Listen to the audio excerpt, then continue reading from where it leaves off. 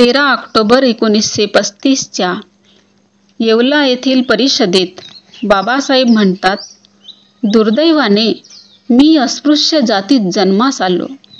हा माझा अपराध नाही, परंतु मरताना मात्र मी हिंदू म्हणून मरणार नाही.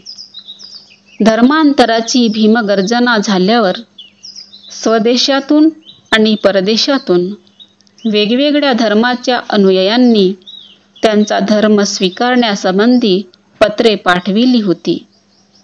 बाबासाहेबांनी एका पत्रकात घोषणा केली की नागपूर येथे अशोक विजयादशमीच्या दिवशी 14 ऑक्टोबर 1956ला सकाळी 9 ते 11 ह्या वेळेत बौद्ध धम्माची दीक्षा घेणार. बाबासाहेब, माईसाहेब आणि नानकचंद रत्तू 11 ऑक्टोबरला दुपारी विमानाने दिल्लीहून नागपूरला आले. त्यांची राहण्याची सोय श्याम हॉटेलमध्ये केली होती.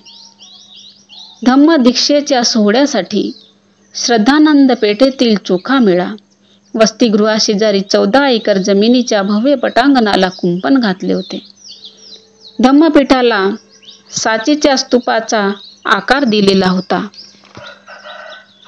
14 ऑक्टोबर 1956 रोजी बाबासाहेब सकाळीच उठले, गरम पाण्याने आंघोळ केली. कोरा करकरीत पांढरा शुभ्र लांब कोट, पांढरा सदरा आणि नवीन पांढरे रेशमी धोतर परिधान करून 8:30 वाजता दीक्षाभूमीवर जाण्यासाठी श्याम हॉटेलमधून निघाले. धम्मपीठावर एका टेबलावर बुद्धाची कास्याची मूर्ती ठेवली होती. 2 बाजूंना एक सिंह होते.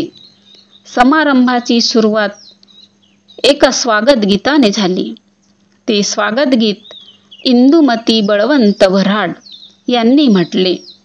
नंतर मुख्य समारंभाला सुरुवात झाली.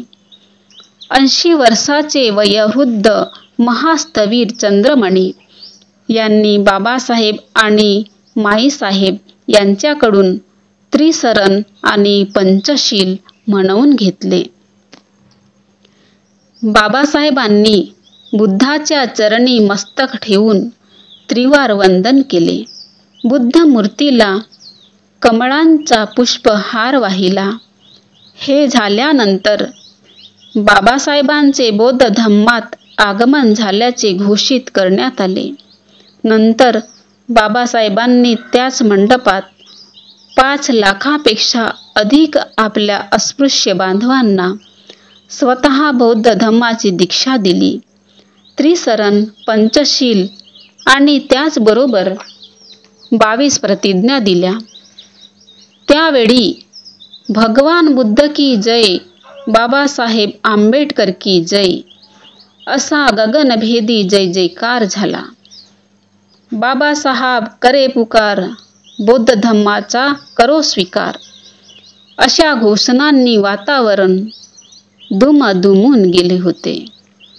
बौद्ध धम्माची दीक्षा दिल्यानंतर बाबासाहेब त्यावेळी म्हणाले, 1935 साली घेतलेली आपली प्रतिज्ञा मी पूर्ण केली आहे आणि हिंदू धर्माच्या नरकातून बाहेर पडलो आहे.